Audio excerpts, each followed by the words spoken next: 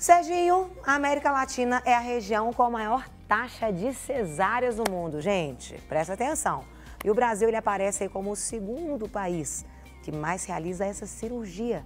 É sobre isso que nós vamos bater um papo e entender um pouquinho mais com o doutor Wilson Estáquio, que é ginecologista e obstetra. Muito bom dia, doutor. Bom dia, é um prazer poder voltar a casa aqui de vocês. Seja muito bem-vindo, uma honra tê-lo aqui conosco. Como é que chama esse negocinho de colocar ali no cordão que o Serginho falou, doutor? Depois que corta, coloca o... Na verdade, quando você corta o cordão, alguns hospitais têm uma gominha que coloca. Sim. Ou tem um clamp. Entendeu? Então é a gominha que coloca. A gominha. Agora, isso é interessante que ele falou, e eu estava observando vocês falando aqui, realmente a gente até emociona, porque eu sou pai. Então, esse momento realmente é um momento único, né? Faz toda a diferença, né? Faz uma diferença Eu enorme. queria começar perguntando, quais os tipos de partos que existem hoje, doutor? Hoje a gente tem o parto cesariana, Sim. Tá? Que é o parto via abdominal, e a gente tem o parto vaginal, que é um parto normal. Sim. A gente tem essas duas vias hoje de fazer o parto. Certo. Tá? Porque hoje a gente tem tantos humanizado. Não. Isso é a mesma coisa, é sinônimo, não é? Explica pra gente. O que seria o parto humanizado hoje? Para as pessoas que estão assistindo. O parto humanizado hoje, de acordo com a Organização Mundial de Saúde, é aquele parto que a gente faz o mínimo de intervenções possíveis. Sim. E o que seria isso? Independente da via, se a gente faz um parto de via vaginal, ou seja, um parto normal, ou se faz um parto de via abdominal, que é o parto cesariana, ele pode ser humanizado. Então, ele pode ter o conceito humanizado.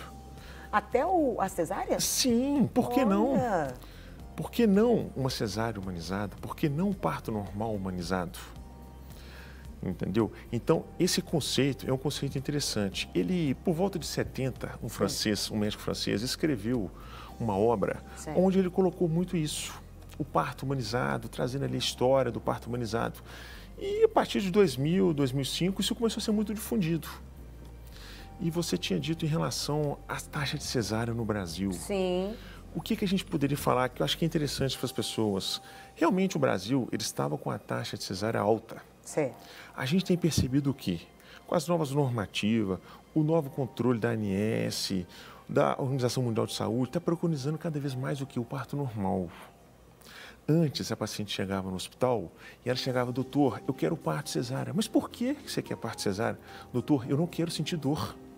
Eu tenho medo de sentir dor. A minha vizinha teve um parto normal traumático porque ela sentiu muita dor. Isso hoje acabou. Olha que interessante. É interessante o conceito hoje da analgesia, da anestesia. No humanizado, a gente pode adotar outras técnicas, como analgesia natural, através do banho, através da massagem, através da própria acupuntura. A gente tem um acompanhamento multidisciplinar nessas pacientes hoje, quando elas chegam à maternidade. Tanto na maternidade, que nós temos algumas maternidades hoje, privada em Belo Horizonte, certo. E tanto nas maternidades públicas. Então, esse acolhimento mudou-se muito do que acontecia antes. Então, cada vez mais trabalhando em cima de quê? Do parto humanizado, independente da via. E uma coisa que eu acho que é interessante a gente deixar, importante, o pré-natal. Fazer o acompanhamento do pré-natal, fazer as consultas, independente se é com o médico obstetra, mas com a enfermeira obstetra, com uma pessoa qualificada para dar toda aquela assistência, aquela capacitação. Por quê? São semanas em que nós vamos chegar naquele momento único. E na hora que você chega, aquilo aí você já tem mais ou menos uma definição do que seria melhor para a parturiente e para o neném. Sim. Então eu falo que esse acompanhamento é muito importante. O pré-natal. Você vai preparando a pessoa. Preparando. Ela não vai ser surpreendida, mas ela já tem um acompanhamento adequado. E eu falo muito com as minhas pacientes, eu chamo as minhas pacientes de barrigudinha, algumas devem estar até assistindo. Eu falo, barrigudinha, você está assistindo na televisão com o marido lá, assistindo no final de semana um programa de televisão? Anota. Outro dia, só para contar para vocês um caso, uma paciente falou assim, doutor, eu estou com vergonha de falar com você. Eu falei, o que foi? Eu tenho uma dúvida. Eu estava assistindo a televisão, me deu dúvida se eu podia tomar Coca-Cola. Eu falei com ela, é importante. Não é o fato da Coca-Cola, mas você trazer as dúvidas simples. Não é a Coca-Cola que vai trazer algum mal. Mas isso demonstrando para quem está assistindo exatamente esse acompanhamento. Certo. para a gente chegar lá na frente com tranquilidade, a paciente chega tranquila ao hospital, independente se vai ganhar com a equipe que está fazendo o pré-natal ou se ela vai chegar na maternidade, ser assistida hoje por uma equipe que está de plantão, de prontidão para dar toda a assistência. Isso é muito importante. Entendo. Eu queria perguntar para o senhor, quando você comentou, falei, senhor, você falou para eu chamar de você. Você comentou, às vezes a paciente chegava e falava, eu queria cesárea. Quem escolhe o parto? A paciente, ela pode? Sim, ou isso sim. é algo que o médico ele vai observar aquilo que é melhor? Na verdade, o que acontece? A gente, nós médicos, a gente vai passar para a paciente qual via de parto para ela seria melhor. Sim. Olha, você tem total condição de ter um parto via vaginal, ou seja, um parto normal, melhor dizendo. Tá? Mas você virar para mim e falar assim, doutor, eu não quero, é um direito seu, é um direito de escolha.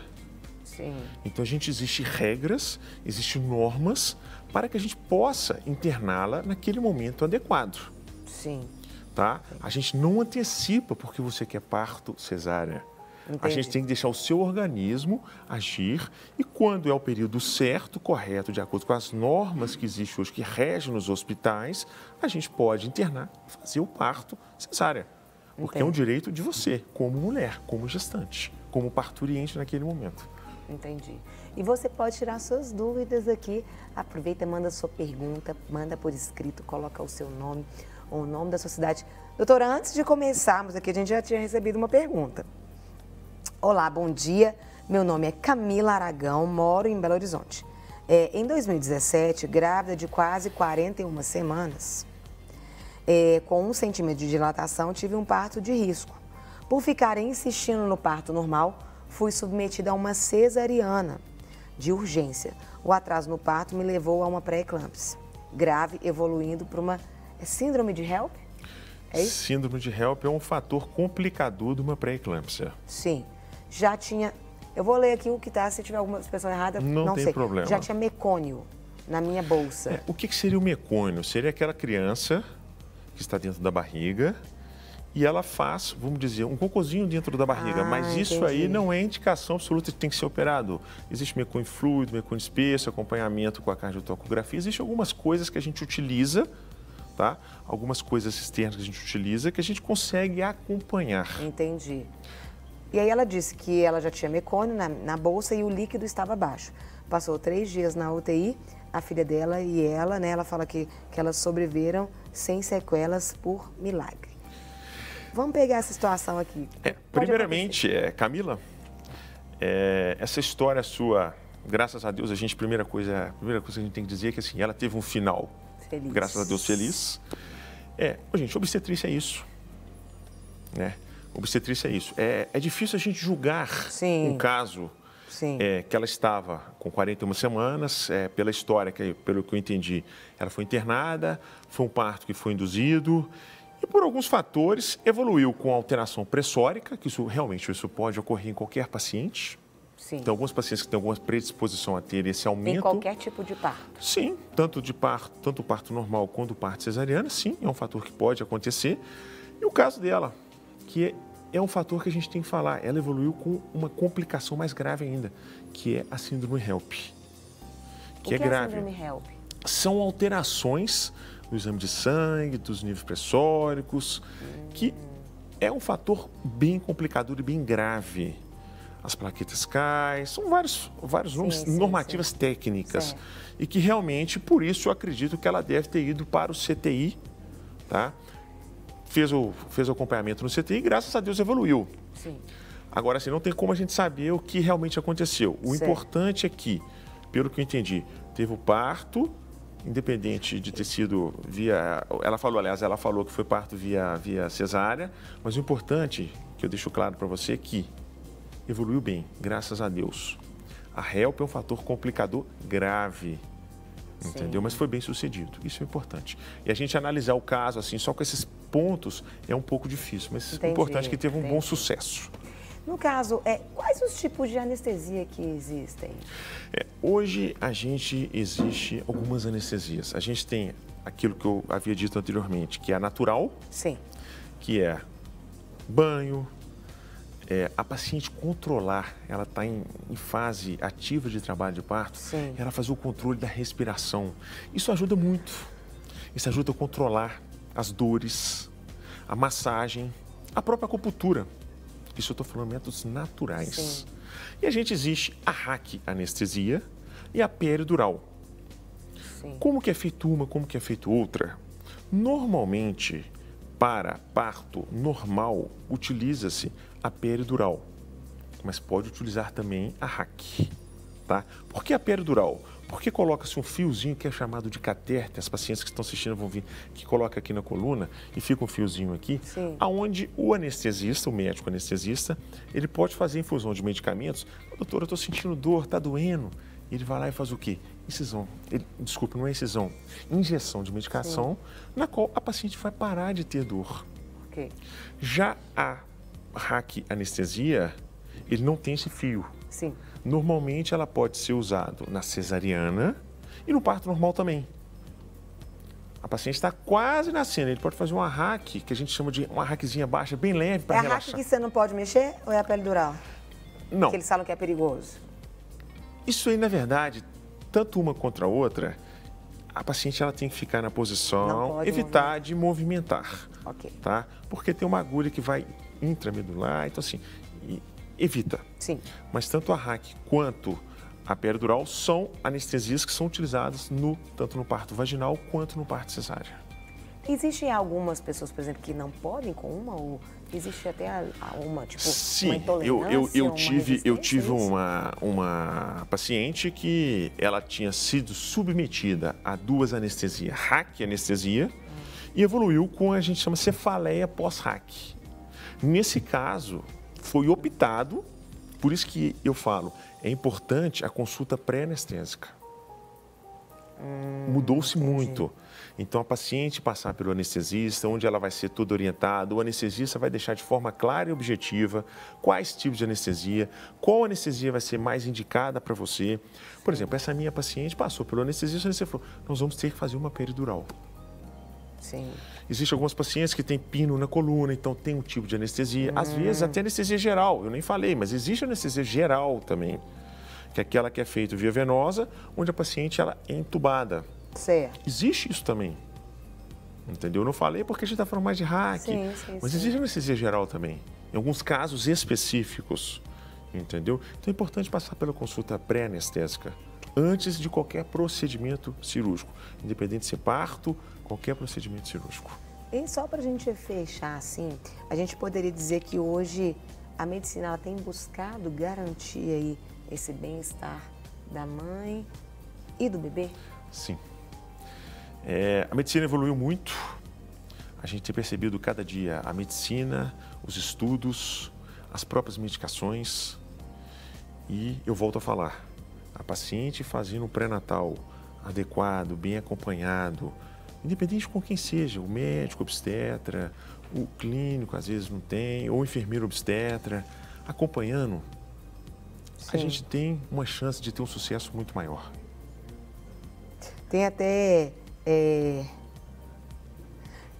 Eu ia até tentar, mas quem tá mandando é do Paraguai, é Jussara.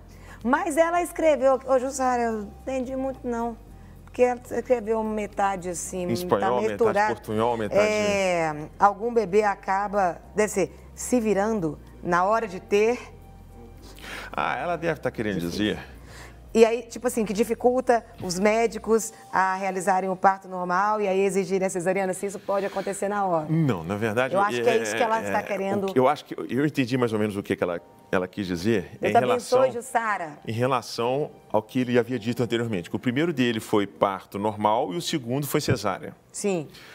Então, pelo que eu entendi, é que se o neném estiver com os pezinhos para baixo ou assentado, que é dito parto, feto, apresentação pélvica, isso não é contraindicação absoluta. A gente fala assim, não tem que operar. Não. Mas a gente preconiza segurança para a paciente. Sim. Um parto pélvico exige que um obstetra tenha uma experiência maior em relação ao parto pélvico. Certo. O que é o parto pélvico para algumas pessoas que estão assistindo? Aquele que o nenenzinho vem com os pés ou com a própria bumbum, ou de bumbum, aquele famoso parto de bumbum. Sim. Então existe uma experiência maior em relação a isso do obstetra para conduzir esse parto por essa via. Então deve ter sido isso. Doutora, você vai ter que voltar mais vezes aqui. Foi um prazer participar. Foi muito pouco tempo para tanto conteúdo. Foi um prazer poder participar do seu programa. Espero poder ter acrescentado muito a todos os telespectadores. Uma honra para a gente tê-lo. Volte sempre. O De Tudo Pouco está de portas abertas. Muito obrigado. Não quer ficar um segundo por fora da nossa programação? Agora você pode nos acompanhar através das plataformas digitais. Não perca tempo. Acesse, curta e siga-nos. Fique por dentro de tudo o que acontece por aqui. Rede Super, inspirando você.